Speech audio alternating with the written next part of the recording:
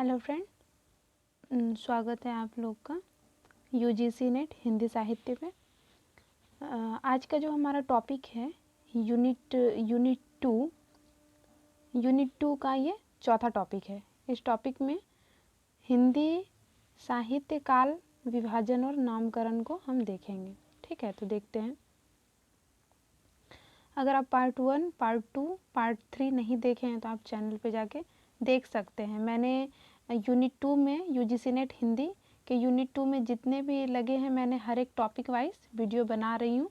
और unit topic 1, 2, 3 वो भी बना हुआ है। ठीक है, तो देखते हैं। आरंभिक इतिहासकारों में गारसा, दत्तात्रेय और शिव सिंह सेंगर ने विभाजन का कोई प्रयास नहीं किया है। ठीक है, दूसरा टॉपिक है, दूसरा पॉइंट है, सॉरी। सबसे पहला काल विभाजन का प्रयास जॉर्ज ग्रियर्सन जी ने किया है। जॉर्ज ग्रियर्सन ने अपने इतिहास ग्रंथ the modern vernacular literature of northern Hindustan 1888 ईस्वी में 11 अध्यायों में इसे विभक्त किया है। ठीक है, अब कौन कौन से हैं इनका अध्याय, इनसे क्वेश्चंस आते हैं, तो देखते हैं। पहला है चारण काल, जिसका समय रखा गया है ये 700 से 1400 और इसमें 9 कवियों का वर्णन किया गया है। देखते हैं दूसरा 15वीं सदी धार्मिक पुनर्जागरण। तीसरा देखते हैं, तीसरा है इसमें जयसी की प्रेम काव्य। चौथा है ब्रज का कृष्ण संप्रदाय सन 1500 से 1600। मुगल दरबार तुलसीदास। अगर हम आगे देखें 7 नंबर, तो 11 भागों में है, तो यहाँ 7 में है रीति काव्य। याद रखना, रीति काल नहीं है, ये रीति काव्य ही है। 1580 से 1600। 8 में देखेंगे तुलसीदास के अन्य प्रवृत्ति 1600 से 1800। 9 देखेंगे 18वीं शताब्दी। ठीक है, 1700 से 1900। 10 देखेंगे कंपनी के शासन में हिंदुस्तान। 11 देखेंगे विक्टोरिया के शासन में हिंदुस्तान। ठीक है, तो ये जो हम अभी देखे यहाँ पे 11 अध्यायों में जो विभक्त है ये ग्रियर्सन जी ने किया है सबसे पहला प्रयास में। ठीक है, दूसरा देखते हैं। दूसरा आ जाते हैं काल विभाजन में मिश्र बंधु जी। मिश्र बंधु विनोद में किया। मिश्र बंधु विनोद ये नाम है, मैंने पहले अध्याय में जो बताए कि किन से कौन कौन से लेखन परंपरा में, तो उनमें से ये चीज़ बता दिया कब समय है इनका और कितने भागों में है। तो वो अगर नहीं देखे हैं तो आप लोग देख सकते हैं। तो काल विभाजन किया है मिश्र बंधु विनोद में मिश्र बंधु जी ने। ठीक है, ये तो पता होगा, मिश्र बंधु 3 भाई है।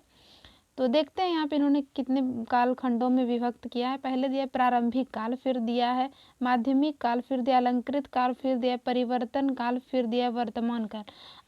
प्रारंभिक काल को इन्होंने 2 वर्गों में बांटा है, पूर्व प्रारंभिक काल और ये उत्तर प्रारंभिक काल। ठीक है, अगर हम यहाँ देखें तो माध्यमिक काल, पूर्व माध्यमिक और पड़ोर सॉरी फ्रेंड, यहाँ पड़ोर होगा।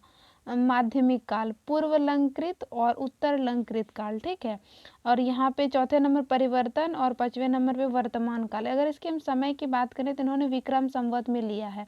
विक्रम संवत में लिया है 700 से 1350, सॉरी 1343, 1344 से 1400।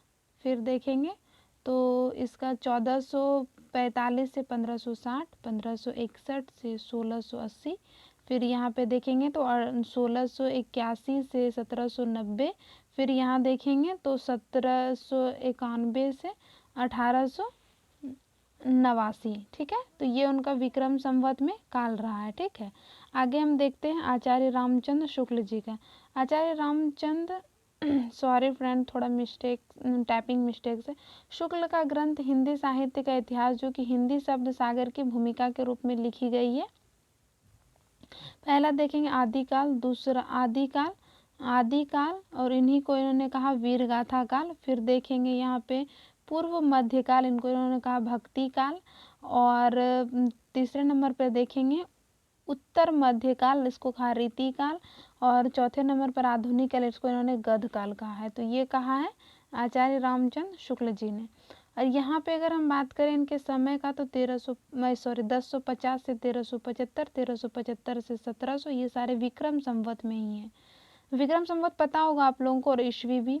तो यहाँ 1700 से 1900, 1900 से 1985 ये इनका समय रहा। ठीक है, आगे देखते हैं राम कुमार वर्मा जी को हम। राम कुमार वर्मा का काल विभाजन और नामकरण, पहला प्रारंभिक, प्रारंभिक का, दूसरा भक्ति काल, तीसरा रीति और चौथा आधुनिक काल।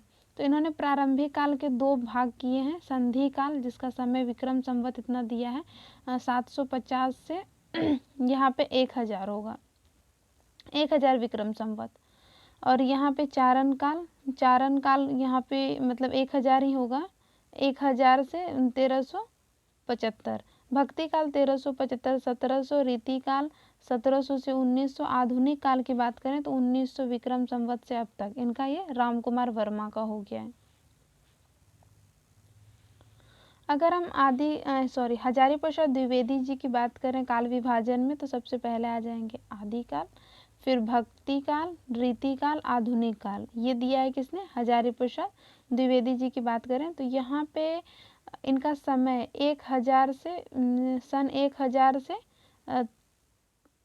1350, 1000 से 1350 होगा यहाँ पे। ठीक है, 1350। भक्ति काल की बात करेंगे 1375 से 1700, 1700 से 1900, यहाँ पे 1900। ठीक है, यहाँ पे देखें हम गणपति चंद्र गुप्त जी की बात अगर हम करें तो गणपति चंद्र गुप्त ने अपनी पुस्तक हिंदी साहित्य का वैज्ञानिक इतिहास के नामकरण, मतलब इनका जो इतिहास ग्रंथ का नाम है वो हिंदी साहित्य का वैज्ञानिक इतिहास। ठीक है, तो देखते हैं आदिकाल, पूर्व मध्यकाल, उत्तर मध्यकाल और आधुनिक काल। इनका समय यहाँ पे दिया हुआ है 1184 से 1350, 1350 से 1600, 1600 से 1885 और आधुनिक 1875।